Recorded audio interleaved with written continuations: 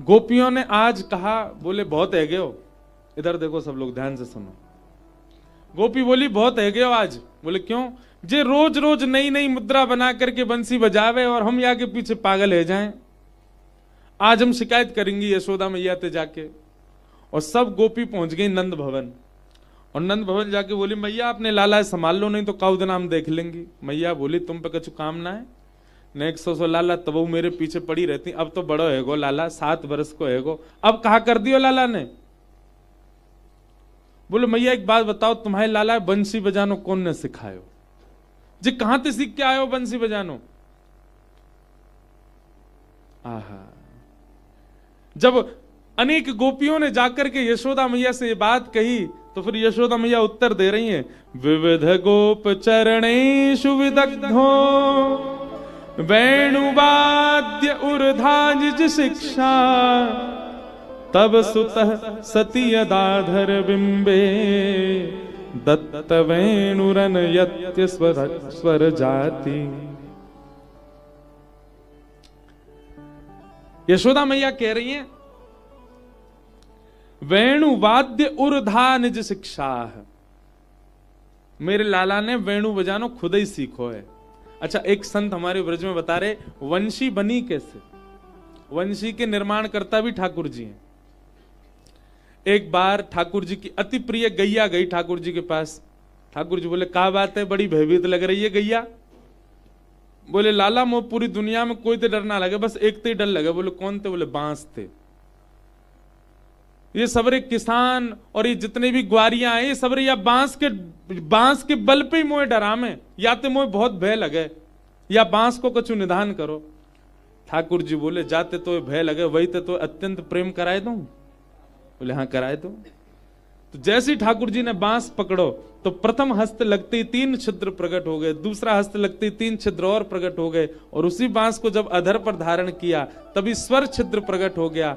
जैसे ही मधुर वेणु में उंगलियों को घुमा के प्राण परोए श्री ठाकुर जी ने, जिस वेणु से, जिस बांस से भयभीत थी गैया, उसी बांस से प्रेम हो गया ठाकुर जी की कृपा से, और निर्माण भई वंशी। ठाकुर जी ने वेणु बनाई।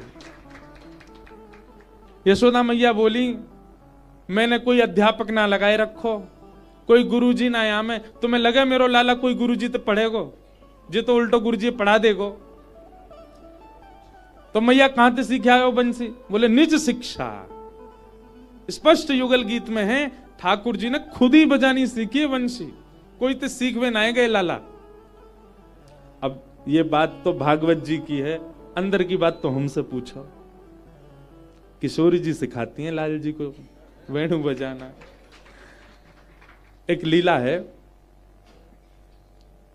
कि मधुमंगल श्रीदामा तन सुखा मन सुखा धन सुखा सबरे ठाकुर जी के सखा, ये ललता विशाखा आदि सखीन के सामने जब जब जामे, और ललता विशाखाओं से इनकी भिड़ंत चलती रहती है सब सखियों से, कोई ना कोई बात पे ऐंठते ही रहेंगे सबरे आपस में। माँ सब सखी के हमारी श्यामाजू प्रधान, ये सबरे के हमारे लाला तो बड़ो कोई ना है। और हर बात पे एक ही बात है, जब ज्यादा सखियां ऐंठ दिखाती हैं, सो सीधा माँ कहो लाला बोल अंधे ने अभी रुक जा, श्याम सुंदर बंसी बजाएगा, सबरी मारी मारी डोलेंगी यहाँ ते मां। क्योंकि लाल जी की बंसी सुनते ही स्तब्ध हो जाती हैं सब गोपी। जैसी कोई गोपी कछु के तो श्रीदामा मधुमंगल तो ऐसे डर पाए दे उन्हें, रुक जा आज बंसी बजवाऊंगा, तेरे घर के पास ही बजवाऊंगा मैं। गोपियां कहती हैं बोले देखो जब हम भोजन बना रही हूं या अपने पति को पवा रही हूं तब मत बजवाना बस। बोले वही समय बजवाएंगे अब तो, और बोल हम तो ऐसे। एक दिन सब सखी गई, हे श्यामाजू ये सबरे सखान ने बस एक ही डर पावे को, हम वासों प्रेम बहुत करें वंशी सो, पर ये सब हमें वाको भय दे में, हम कछु भी कहे में तो रुक जा बंसी बजवाएंगे आज लालाते। और वह वंशी के कारण हमारे सबरे काम उल्टे हो जाएं। हम भोजन बनावे बैठे, बना रही हूं मैं रोटी और वंशी की ध्वनि आती बेसुध है जाए, कहा बताएं कभी कभी तो कंडा ही ऐसे थापने लग जाए, वह कंडा कोई रोटी समझ के सेक दे, पति आकर के कहें कहा कर रही है, ऐसी बंसी बेसुध कर दे। कहा बताएं सब्जी बनानी होए वहां में राम रस डालना होए, और ये सबरे सखा जबरदस्ती बंसी बजवा में, और वही समय कानन में वेणु की ध्वनि आवे, राम रस की जगह चीनी डर जाए, पूरी सब्जी मीठी पड़ जाए। श्रृंगार करवे बैठे, बंसी बजवाए दें, आंख वाली सामग्री होटन में लग जाए, होट वाली आंखन में लग जाए, और फिर भूतनी सी हम बन जाए, सो सबरे मजाक उड़ा में इस सबरी बंसी तो बह दें हमें। हे श्यामाजू, या बंसी को कोई काट निकारो। किशोरी जी बोली, अब ये बात कौन जाने कि उनने शिक्षा तो सबरी हमते ही लई है बंसी की, लेकिन कोई नहीं। जय हो। हमारे राधा रमन लाल जी के गुसाई जी आए हैं। जय हो, प्रणाम।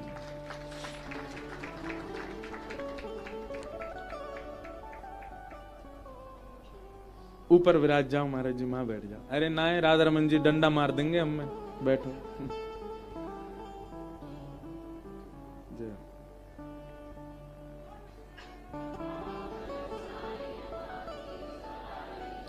बोलो राधा रमन लाल की। हमारे श्री राधा रमन लाल जी की सेवायत श्री मोनू गोस्वामी जी पधारे हैं, आपसे खूब स्नेह।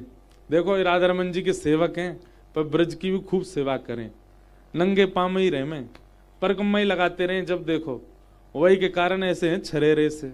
नहीं तो गुसाई तो खा पी के सबरे दुल्लर तिल्लर रह जाएं। लेकिन आपको खूब स्नेह व्रज के प्रति, रज के प्रति, लाल जी के प्रति। ठाकुर जी मिल गए वाक्य बाद भी ब्रज से प्रेम कम नहीं है। तो एक दिन सब सखीन ने सब सखानते गई, अरे सुनो तुम बहुत लाला की वंशी की प्रशंसा करते रहो, आज एक काम करें। कहा यमुना पुलिन पर एक प्रतियोगिता है जाए। बोले कहा, वो तुम्हारा लाला वंशी बजाएगो, हमारी श्यामाजू अपनो साज बजाएंगी, दोनों में जाको साज और जाकी ध्वनि मंत्र मुग्ध करवे वारी भई, वही को राज चलेगो फिर वृंदावन पे। मधुमंगल श्रीधाम बोले ये कोई कहवे वाली बात है, हमारी लाला की बंसी सुन करके गिरी गिरी डोरो सबरी हैं, यमुना पुलिन पे बजाई दी तो कहीं जमुना जी में भय ही नहीं जाओ, मथुरा जाए करके निकारनी पड़ेंगी सबरी। सब सखी बोली वो तो देखे कि समय बतावे को। और महाराज एक प्रतियोगिता भई, सब सखा ठाकुर जी के संग आए, सब सखी लाडली जी के संग आई। ठाकुर जी तो वंशी लेकर के बैठे हैं, मनी मन श्री जी से कह रहे हैं आप ही हमारी गुरु हो, आपकी कृपा से। लेकिन अब इनके आगे लेक अपनी बना रखी है हमने कि ये हमारो ही सब भाव है। नेक शांति रख लो भैया, कल से खूब उधम हल्ला मचाइयो, हम कोई परेशान नहीं करेंगे। और ने का देर बाद ही मचाने लगी हूं। तो ठाकुर जी ने वंशी बजाई, जैसे ही वेणु बजाई तो युगल गीत में वर्णन है ठाकुर जी कैसी वंशी बजाते हैं। सवन सस्तुपधार्य सुरेशा सक्र सर्व परमेष्टि पुरोगा कवय आनत कंधर चित्ता कश्मलम ययुरनिश्चित तत्वा। ठाकुर जी जब वंशी बजाते हैं तो युगल गीत में वर्णन है कि सवनसस्तुतुपधार्य सुरेशाः। ठाकुर जी जब राग बजाते हैं ना, तो जैसे सुबह का राग भैरव यदि बजे तो सूर्य प्रकट होता है, रात्रि का राग बिहाग बजे तो चंद्रमा प्रकट होता है। पर ठाकुर जी जब वंशी बजाते हैं तो सूर्य चंद्र एक संग प्रकट हो जाते हैं। यमुना जी के तट पर आज सूर्य चंद्र दोनों हाथ जोड़ के खड़े हैं और दोनों असमंजस में हैं कि ये सवेरे को राग है कि शाम को राग है, सूर्य उदय करनो है कि सूर्य अस्त करनो है, चंद्र उदय करनो है कि चंद्र अस्त करनो है। सूर्य चंद्र असमंजस में आकाश में प्रकट हो गए। ठाकुर जी की वंशी की वेणु जैसे ही और टेर पकड़ती है तो सारी ऋतुएं, 6 ऋतुएं आकाश में प्रकट हो जाती हैं। एक तरफ वर्षा है रही है, एक तरफ तापड़ो पड़ रहा है, एक तरफ शीतल हवा बह रही है, एक तरफ शिशिर है रही है, एक तरफ बर्फ पड़ रही है।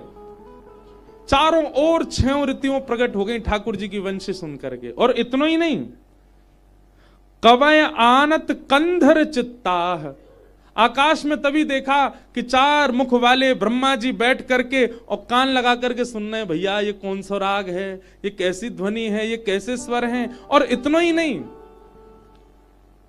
राग रागनियों की अधिष्ठात्री, संगीत की अधिष्ठात्री स्वयं सरस्वती कलम लेकर के बैठी हैं। क्यों? ठाकुर जी के स्वर सुनकर के नए राग को निर्माण कर रही हैं। ऐसे राग ठाकुर जी बजा रहे हैं जो नए नए बन रहे हैं। 33 कोटि देवता मंत्र मुग्ध हो गए हैं, सब अपनो काम धंधा छोड़ करके सब ठाकुर जी की वंशी सुन रहे हैं। और सामने खड़ी भाई सब कृष्ण प्रियसी गोपियां, श्री किशोरी जी की सब सखियां मंत्र मुग्ध अवस्था में भाव आवेश में प्रवेश कर रही हैं। और मधुमंगल श्रीदामा सबरे चिढ़ाए रहे हैं, देख ले हमारे लाला की बंसी, देख रहे ब्रह्मा दिख रहा ऊपर ते, सूर्य चंद्र एक संग प्रकट है, देख 6 ऋतु आ गई, अभी सर्दी लग रही, जाड़ो लग रहा, अब गर्मी पड़ रही है, अब वर्षा पड़ रही है, हमारे लाला की बंसी को प्रताप है। देख सरस्वती कोने में बैठ के राग रागिनी ने लिख रही है। ठाकुर जी ने थोड़ी देर वंशी बजाई, यमुना जी स्तब्ध हो गई है, बहना बंद हो गया यमुना जी का। ब्रज के जितने भी रजकण हैं वे आपस में मानो मूर्तिमंत होकर के नृत्य कर रहे हैं। एक अद्भुत स्थिति होने लगी ब्रज वृंदावन की। ठाकुर जी ने वंशी बजाई और जैसे ही वेणु विश्राम करी, अब सब सखा बोले पहली हार मान लियो, कायकू श्री जी को श्रमित करवाओ, अब या से ऊपर तो कछु है ना सके। ललिता विशाखा बोली चुपचाप बैठो रे, अभी श्यामाजू बजाएंगे हमारी। तभी किशोरी जी अपनी वीणा लेकर के आई और महाराज जैसे वीणा धारण की जाती है किशोरी जी ने, वैसे वीणा धारण की मुद्रा थी। हमारे सामने बैठे श्याम सुंदर अपने आसन से गिर पड़े, केवल वो रूप देख करके कि वीणा लेकर के बैठी है किशोरी जी। मधुमंगल बोलो लाला अभी तो बजी ला यार, तू पहले गिर रहा है, एक आध स्वर तो निकरन दे, निक लाज बचाए ले हमारी। किशोरी जी ने नेत्र बंद किए और जैसे ही उसके तारों को अपने कोमल उंगलियों से आच्छादित करते हुए दूसरे भुजा को वीणा के मुख्य भाग पर रख करके और जैसे ही अपने हस्त कमल से उसके तारों को झंकृत किया, ऐसी स्वर लहरी प्रकट हुई महाराज। ठाकुर जी के वेणु वादन करने पर तो आकाश ब्रह्मलोक देवलोक से दर्शन कर रहे थे, पर किशोरी जी की झंकार सुनते ही सब देवी देवता आकाश का ब्रह्मांड का भेदन करके सब वृंदावन में आकर के प्रकट हो गए, सामने आकर के नतमस्तक हो गए। ब्रह्मा आदि सरस्वती आदि देव देवता सब किशोरी जी के चरणों में नतमस्तक हो गए। सूर्य चंद्र किशोरी जी के चरणन दबान लगे।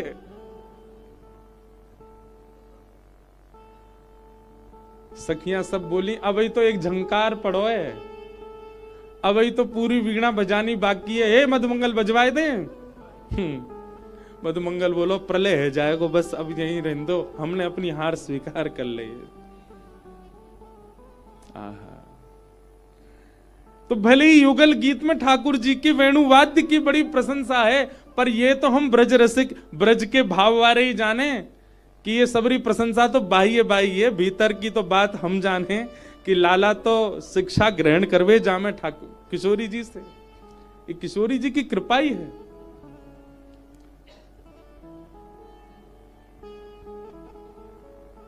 वीणा लेके गावे किशोरी राधे, वीणा लेके गावे किशोरी राधे, वीणा लेके गावे किशोरी राधे, वीणा लेके गावे किशोरी राधे। श्री सरस माधुरी जी का पद है, बहुत सुंदर भाव।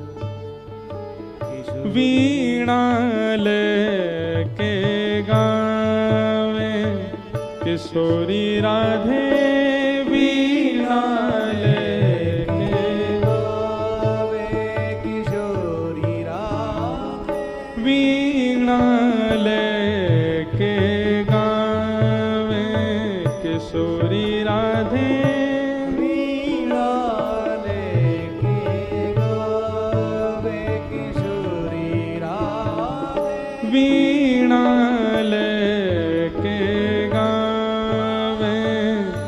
किशोरी राधे वीणा लेके गावे। तब तक यही गाते रहो, मैं ढूंढ रहा हूं पद। वीणा लेके गावे किशोरी राधे वीणा लेके गावे किशोरी राधे वीणा लेके गावे किशोरी राधे वीणा लेके गावे। अब गानो है ना, तो अब मिलेगो नहीं, और जैसे ही विश्राम है जाएगा उसको ही मिल जाएगा।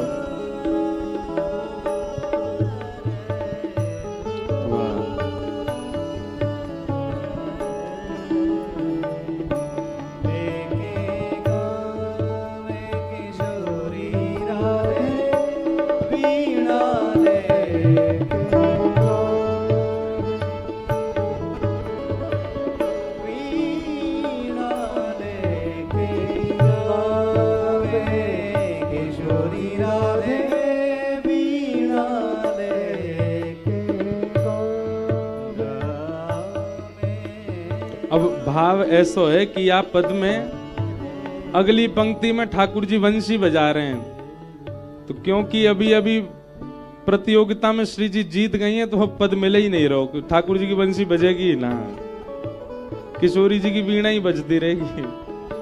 वीणा लेके गावे किशोरी राधे वीणा लेके गावे किशोरी राधे वीणा लेके श्याम रूप अभिराम मनोहर श्याम रूप अभिराम मनोहर श्याम रूप अभिराम मनोहर श्याम रूप अभिराम मनोहर जहाँ वंशी सरस बजावे किशोरी राधे।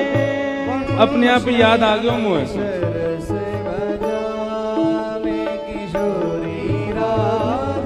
श्याम रूप अभिराम मनोहर श्याम रूप अभिराम मनोहर हे वंशी सरस बजावे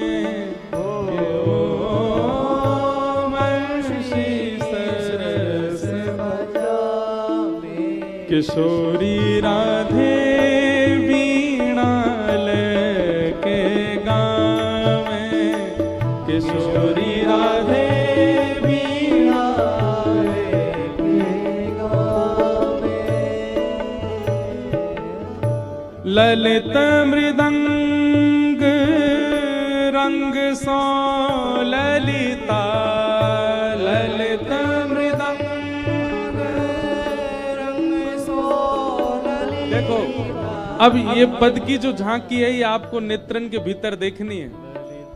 बीच में किशोरी जी बैठी हैं मुख्य कलाकार के रूप में और वीणा बजा रही हैं, और किशोरी जी के स्वर तानन के पीछे पीछे बैठ करके ठाकुर जी वंशी बजा रहे हैं, और एक तरफ श्री ललिता जी बैठ करके मृदंग बजा रही हैं। कैसी सुंदर छवि है। आहा। ललित मृदंग रंग सो ललिता ललित मृदंग रंग सो ललिता हेठे का संग लगावे किशोरी राधे ठेका संग लगावे किशोरी राधे वीणा लेके गावे किशोरी राधे वीणा लेके गावे किशोरी राधे निर्तत सनमुख सरस माधुरी, निर्तत सनमुख सरस माधुरी, सरस माधुरी, निर्तत सनमुख सरस माधुरी, निर्तत सनमुख, भाव बताए रिझावे किशोरी राधे, भाव बताए रिझावे किशोरी राधे, वीणा लेके गावे किशोरी राधे, वीणा लेके गावे। अच्छा, या पद की एक विशेषता है, किशोरी जी केवल वीणा बजा नहीं रही हैं, वीणा बजाते हुए गा भी रही हैं। श्री गोविंद दास जी की लीला में एक बात आती है, अष्ट सखाओं में एक सखा श्री गोविंद दास जी एक बार गा रहे थे और गाते गाते कोई राग गा रहे, कोई अलाप गा रहे, सामने गोसाई श्री विठलनाथ जी बैठ करके सुन रहे हैं और गाते गाते गोसाई जी अपनो गायन रोक करके और बगल में देखें और कहें, ए लाला ढंगते गा, ए लाला नेक और मीठो गा, नेक और स्वर रहेगा ऊंचो गा। सामने बैठे गोसाई जी बोले, गोविंद दास ये बार बार तुम किससे बात करते हो, तुम्हारे अगल बगल में कोई बैठो तो है ना, कौन ते कह रहे हो बार बार। सो गोविंद दास जी कहते हैं, जय जय, छोटे से कन्हैया बैठे मेरे बगल में और मैं जैसे जैसे गा रहा हूं मेरे पीछे पीछे अलाप लगा रहे हैं, उन्हीं को समझा रहा हूं, नेक मीठो गाओ। गानो तो अच्छो जाने लाला, लेकिन बड़े ऊधमी हैं, जबरदस्ती टेढ़ो मेढ़ो स्वर लगा रहे हैं, या हमारे में समझा रहा हूं, नेक ढंगते गाओ। ये बात सुनते ही सामने बैठे गोसाई जी के नेत्र सजल हो गए। बोले, ठाकुर जी बैठे तुम्हारे बगल में? बोले, हाँ जी गा रहे हैं।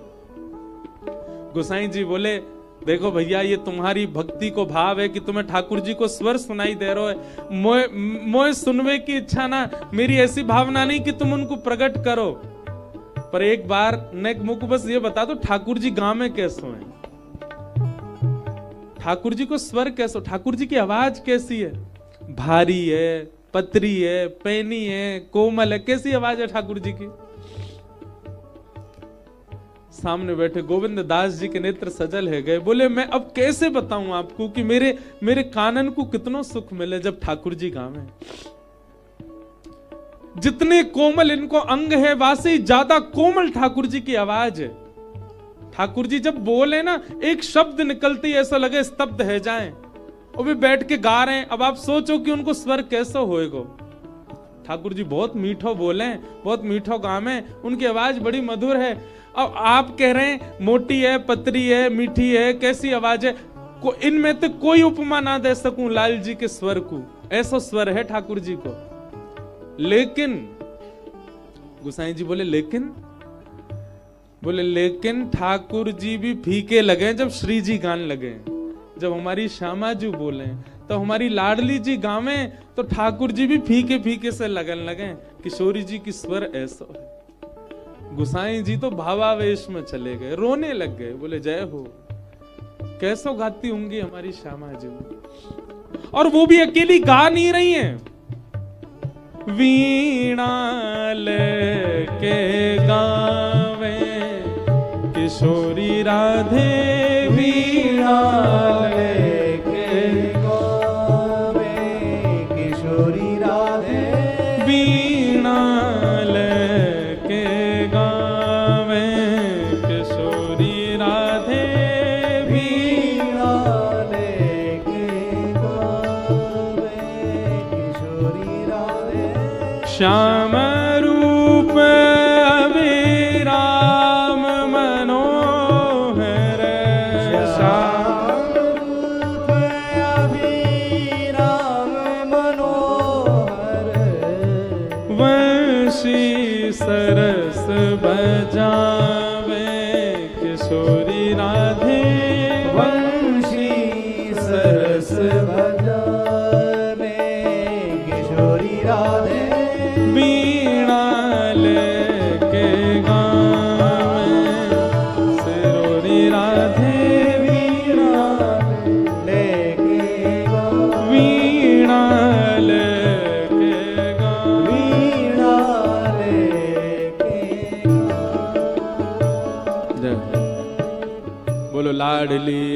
लाल की, लाडली के लाल की, लाल की लाडली की, लाडली लाल दोनों की।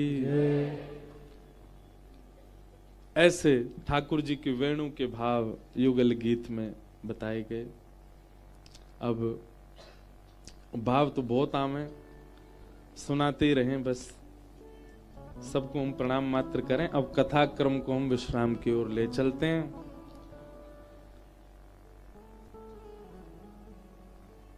साईं ने भी आज वृंदावन ते आगे कथा होना ही नहीं दी, वो वृंदावन में ही रखो, पर अब क्रम है सप्ताह का, इसलिए हम केवल क्रम स्पर्श करके अब पूर्ण कर देते हैं, तो क्रम भी बहुत है।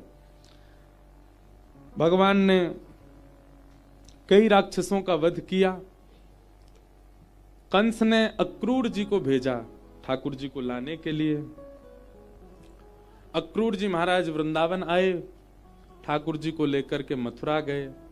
मथुरा जाकर के भगवान ने कुबलिया पीड़ हाथी का उद्धार किया, कुब्जा के ऊपर कृपा की, बड़े बड़े मल्लों का सर्वनाश करके भगवान ने सिंहासन पर बैठे दुष्ट कंस को उठा करके नीचे पटक दिया, उसके वक्ष पर पाद प्रहार करके उसके प्राण हरण कर लिए। बोलो कंस मर्दन भगवान की। कंस वध किया ठाकुर जी ने। तत्पश्चात कारागृह में जाकर के देवकी मैया को मुक्त किया। देवकी मैया ने खूब हृदय से लगाया। उग्रसेन नाना जी को भगवान ने मथुरा का राजा बनाया, कंस के पिताजी को। और भगवान स्वयं पढ़ने के लिए सांदीपनी गुरुकुल गए। वहां जाकर के भगवान ने सांदीपनी उपाध्याय जी से संपूर्ण अध्ययन किया। वहीं ठाकुर जी को सुदामा नाम के मित्र प्राप्त हुए। लौट करके भगवान मथुरा आए। वृंदावन की बहुत याद आई तो श्री उद्धव जी को वृंदावन भेजा। उद्धव जी महाराज वृंदावन आए, गोपियों से चर्चा हुई। मधुपक तब बंधो माश्प्रशांघ्रिम सपत्न्या, कुछ विलुलित माला कुंकुमश्मश्रुभेनः, बहतु मधुपतिस्तन मानिनी नाम प्रसादम, यदु सदसि विडम्ब्यम यस्य दूतस्त्वमित्रे, मधुपकितव बंधो। एक बहुत सूक्ष्म बात बताएं। जहां कहीं भी गोपियों ने गीत गाए हैं ना भागवत में, सब जगह लिखा है गोप्यः ऊचू, यानी कि बहुवचन। बहुत सारी गोपियां गा रही हैं। लेकिन जब भ्रमर गीत प्रारंभ होता है तो यहां लिखा है गोपीवाच, एक वचन, यानी कि एक गोपी गा रही है। और जिस प्रकार के शब्द भ्रमर गीत के हैं, उससे यह कह सकते हैं कि ये एक गोपी कोई और नहीं है, हमारी श्यामा जी गा रही है, किशोरी जी गा रहे हैं। भगवान के 3 सखा हैं कृष्ण लीला में। कौन कौन? उद्धव, अर्जुन और सुदामा। आप कहेंगे मधुमंगल श्रीदाम, वो सखा नहीं है, वो प्राण है ठाकुर जी के। सखा अलग हो सकते हैं ना। लेकिन इन तीनों में भी अगर पूछा जाए कि सबसे प्रिय ठाकुर जी को कौन है, उद्धव, अर्जुन और सुदामा में, तो सबसे प्रिय हैं श्री उद्धव जी। क्यों? लोगों को अभी उद्धव कृष्ण संवाद पता नहीं है, लोगों को भी उद्धव जी के बारे में पता नहीं है। लोग अर्जुन तक ही सीमित रह जाते हैं, इसलिए उनको भगवत गीता और अर्जुन के भाव में ही रमने की आदत है। पर जो उद्धव को पहचान गए हैं वे जानते हैं कि उद्धव ठाकुर जी को कितने प्रिय हैं। क्यों? क्योंकि अर्जुन भगवान का शिष्य है और उद्धव हमारी किशोरी जी का शिष्य है। उद्धव ने लाडली जी से शिक्षा ग्रहण करी है। ये संपूर्ण भ्रमर गीत किशोरी जी उद्धव को सुना रही हैं। इसलिए ठाकुर जी, एक प्रसंग सुनाऊं। बहुत ध्यान से सुनना महाराज जी, सब लोग बहुत ध्यान से सुनियो। एक बड़ी गोपनीय लीला है। उद्धव कितना प्रिय है ठाकुर जी को। जब भगवान के संपूर्ण यदुवंश को ब्राह्मणों के द्वारा श्राप लगा तो सब भगवान के पास गए और भगवान से जाके बोले, संतों ने हमको श्राप दे दिया है, कुछ दिन में हम लोगों की सबकी मृत्यु हो जाएगी। भगवान बोले, हम तो पहले ही मना करते थे संतों का कभी अपमान मत करो, मैं भगवान होके भी तुमको नहीं बचाऊंगा अगर संत नाराज हो गए तो। अब क्या बोले, आप पूरे विश्व को बचाते हो, आपने ब्रह्मास्त्र से उत्तरा की रक्षा की, आपने आदि आदि भावों से सब भक्तों की रक्षा की, हम तो आपके खुद के परिवार वाले हैं, हमारे श्राप से आप हमको नहीं बचाओगे। ठाकुर जी घूम के आ जा। ठाकुर जी विचार करने लगे, इधर देखो यहां देखो, क्या बता रहा था मैं?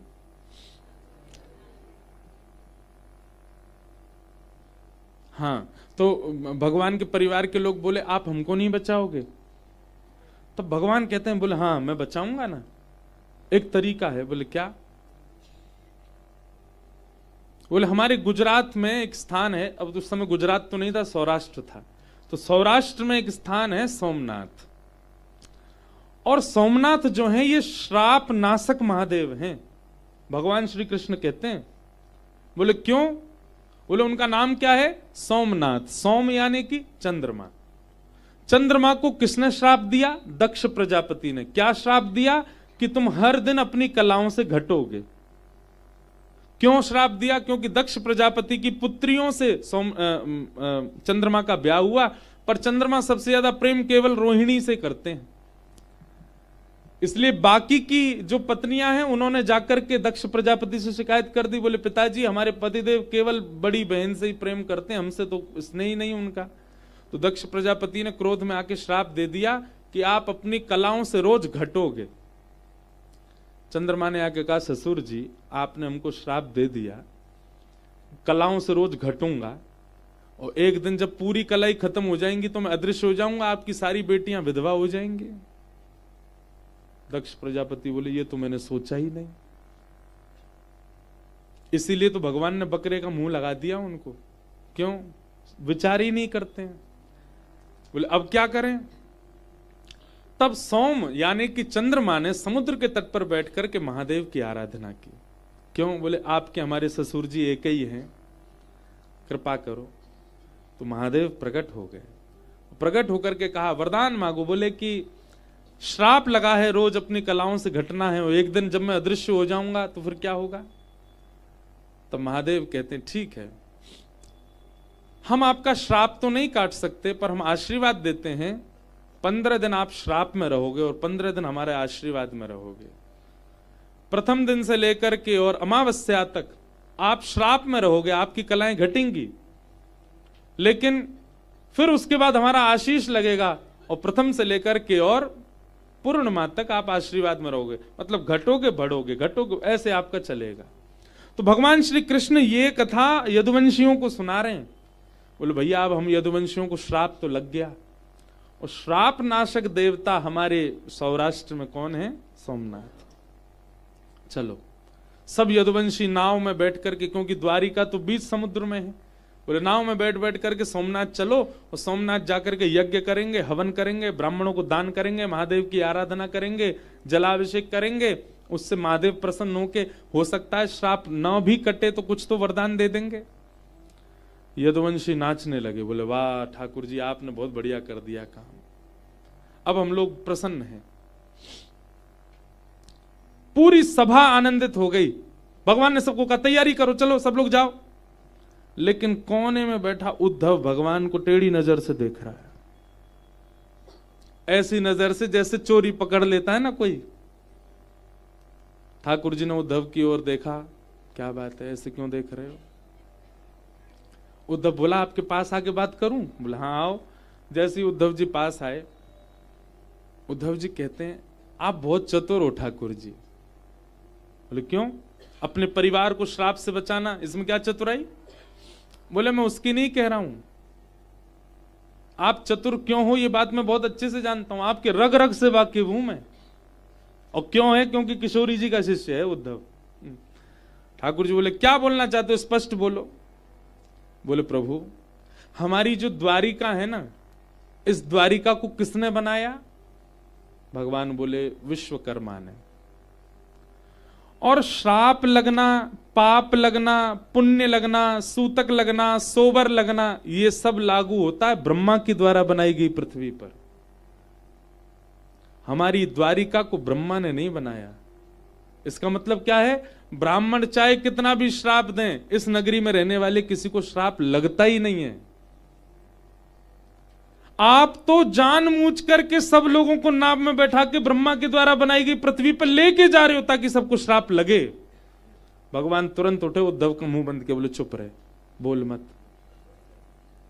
बोले मैं आपका रहस्य जानता हूं, श्राप तो अभी किसी को लगा ही नहीं है, यदुवंशी सब खाली बैठे हैं, कोई नहीं मरने वाला। आप जबरदस्ती सबको लेके जा रहे हो ब्रह्मा की पृथ्वी पर ताकि सबको वहां उतरते ही श्राप लग जाएगा।